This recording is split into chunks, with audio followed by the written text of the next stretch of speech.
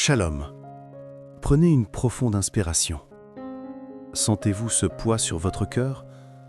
Cette inquiétude silencieuse qui vous réveille au milieu de la nuit? La peur du lendemain, c'est une ombre que nous connaissons tous. Nous vivons dans un monde qui exige de nous une performance constante, un contrôle total sur notre avenir. Nous planifions, nous nous inquiétons, nous nous fatiguons, nous nous demandons « Comment vais-je payer ces factures ? Ma santé va-t-elle tenir ? Serai-je seul ?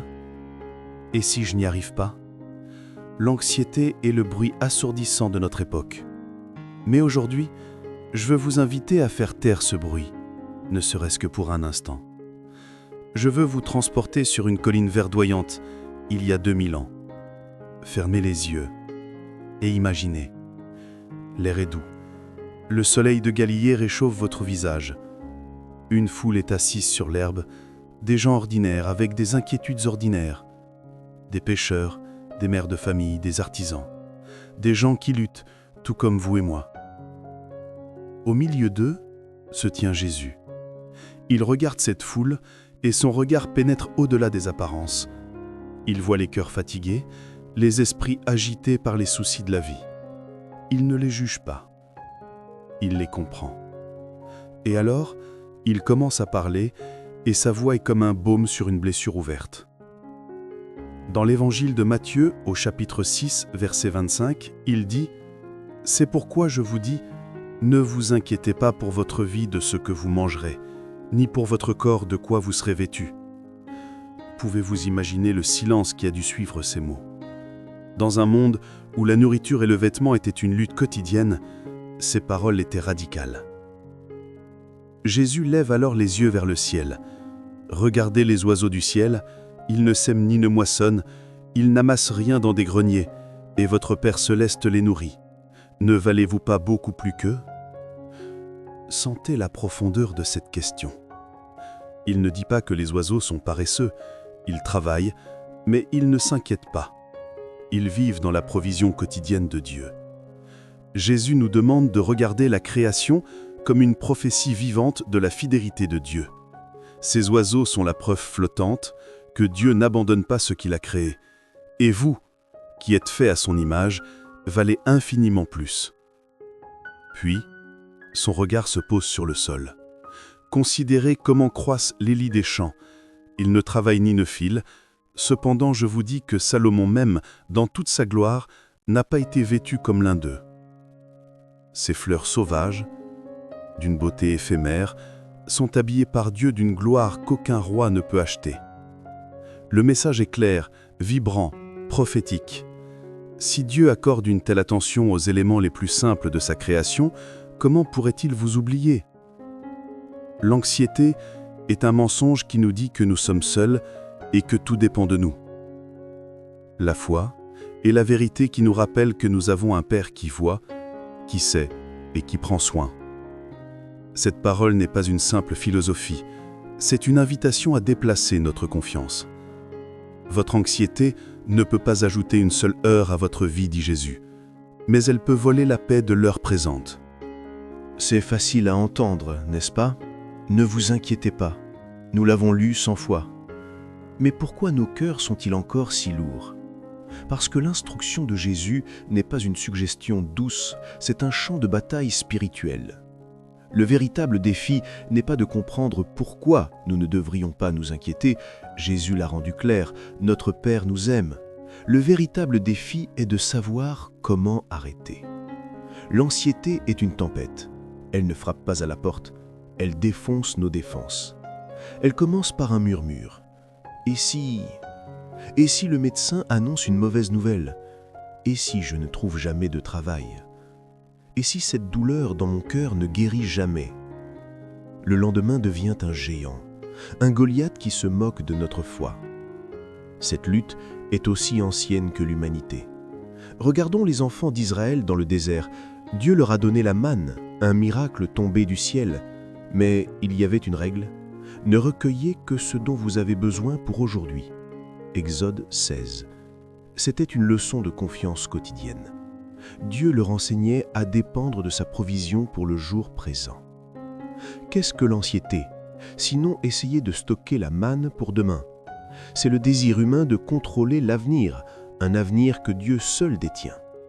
L'anxiété est, en essence, une défaillance de notre confiance dans la provision du lendemain. Nous nous souvenons des oiseaux et des lys, mais nous voyons les factures sur la table. Nous entendons la parole, mais nous ressentons le vent de la crise. Jésus le savait. C'est pourquoi il nous a appris à prier « Donne-nous aujourd'hui notre pain de ce jour ». Il n'a pas dit « Donne-nous notre pain pour la semaine » ou « Garantis-nous notre sécurité financière pour l'année ». Il nous ramène constamment à cet instant, aujourd'hui. Dans notre monde moderne, ce désert est devenu numérique. Nous sommes bombardés de nouvelles qui crient au désastre, de pressions sociales qui exigent le succès, d'images qui nous montrent tout ce que nous n'avons pas.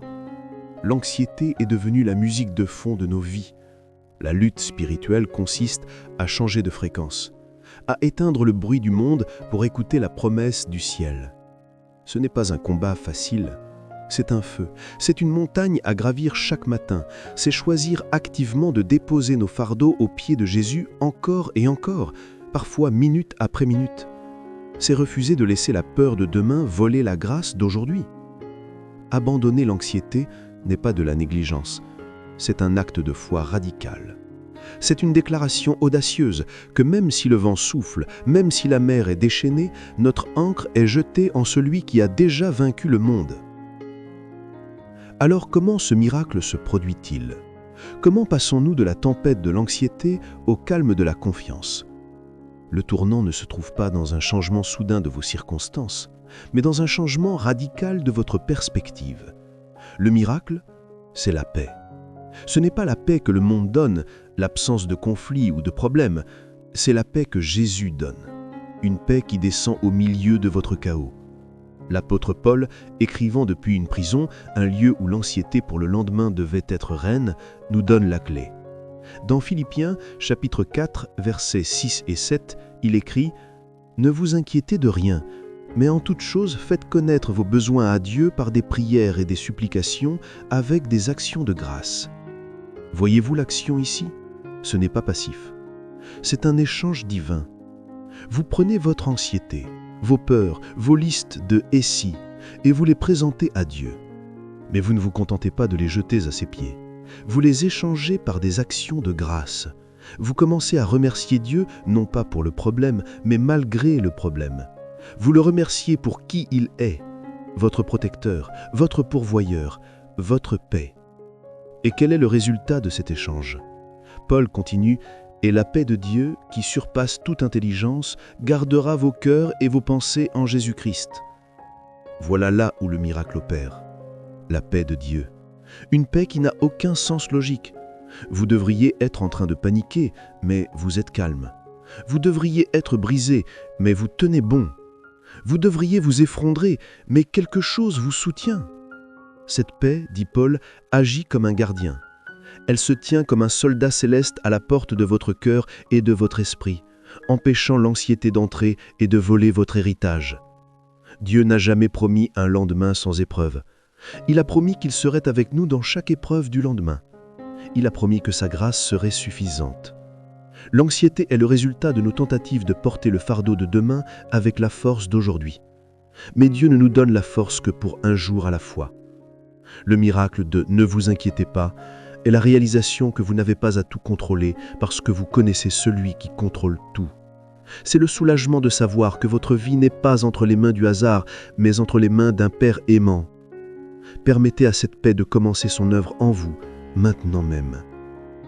Seigneur, je prie maintenant pour la personne qui écoute cela, dont le cœur est lourd et l'esprit agité par les soucis de demain. Père, tu vois les batailles invisibles, les ternes silencieux, la peur de l'inconnu. Ta parole nous ordonne de nous décharger sur toi de tous nos soucis, car toi-même tu prends soin de nous. Alors maintenant, par un acte de foi, nous déposons ces bardeaux à tes pieds. Nous déposons l'anxiété financière, nous déposons l'anxiété pour notre santé, nous déposons la peur de la solitude, la peur du faillite, la peur du lendemain. Et en retour, Seigneur, nous te demandons ton miracle, ta paix. Libère cette paix qui surpasse toute incompréhension. Que cette paix vienne maintenant comme une couverture chaude sur un cœur froid, comme un bouclier autour d'un esprit tourmenté. Garde nos cœurs, garde nos pensées en Jésus-Christ. Fais-nous taire le bruit du monde et entendre seulement ta voix qui dit « Sois tranquille, je suis Dieu, je m'occupe de tout ». Je veux vous parler directement à vous qui écoutez. Peut-être avez-vous écouté les 3 premiers blocs en hochant la tête, mais quelque chose à l'intérieur de vous crie encore « Mais tu ne comprends pas mon lendemain, tu ne connais pas la complexité de ma situation ». Et vous avez raison, je ne la connais pas, mais lui, il la connaît. Je ne parle pas d'une foi aveugle qui ignore la réalité. Je parle d'une foi qui regarde la réalité, les factures, le diagnostic, la solitude, et qui choisit de regarder au-delà, vers le Père qui est plus grand que tous les géants. Vous avez fait de votre mieux pour tout porter seul, n'est-ce pas? Vous avez essayé de tout contrôler, de tout anticiper. Et regardez où cela vous a mené. À l'épuisement. À un cœur lourd, fatigué de porter le poids de 1000 demain possibles. Jésus se tient devant vous aujourd'hui, les mains étendues, tout comme il se tenait sur cette colline de Galilée. Il ne vous offre pas une vie sans problème, il vous offre une vie sans inquiétude. Il vous offre sa présence. Il vous offre son joug, qui est doux, et son fardeau, qui est léger. Il vous demande de lâcher prise, de respirer, de lui confier ce lendemain qui vous fait si peur. Pendant que vous écoutez cette voix, que ressentez-vous? Y a-t-il une situation spécifique, un souci de demain que l'Esprit Saint met en lumière dans votre cœur en ce moment même? Quel est ce fardeau que vous avez besoin de déposer? J'aimerais vous inviter à faire quelque chose de prophétique.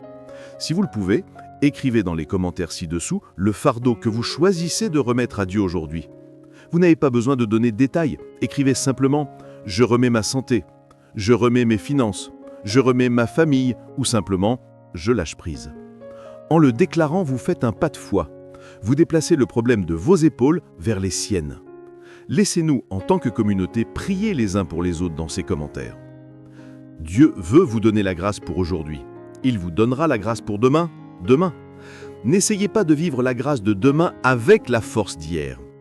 Si ce message a touché votre cœur, s'il a commencé à desserrer l'étau de l'anxiété, ne serait-ce qu'un peu, c'est que cette parole est pour vous. Peut-être que ce n'est pas seulement pour vous. Considérez de partager cette prière. Dieu peut vous utiliser comme un instrument de bénédiction pour quelqu'un d'autre qui se noie en silence dans ses inquiétudes. Et si vous souhaitez continuer à nourrir votre foi avec des messages comme celui-ci, qui vous ramènent à sa paix, abonnez-vous à la chaîne. Votre valeur n'est pas déterminée par votre capacité à tout gérer. Votre valeur a été déterminée à la croix. Reposez-vous dans cette vérité. Soyez reconnaissant, non pas parce que tout est parfait, mais parce qu'il est fidèle. Père Céleste, au nom puissant de Jésus-Christ, nous nous tenons devant toi, non pas comme des orphelins effrayés, mais comme tes enfants bien-aimés. Nous venons sceller la parole que tu as libérée aujourd'hui. Je déclare prophétiquement sur chaque personne qui écoute cette voix, l'emprise de l'anxiété est brisée. L'esprit de peur qui vous a tourmenté concernant votre lendemain, nous lui ordonnons de se taire maintenant, au nom de Jésus. Je libère sur vous une onction de paix surnaturelle, une paix qui gardera votre maison, même si la tempête fait rage à l'extérieur.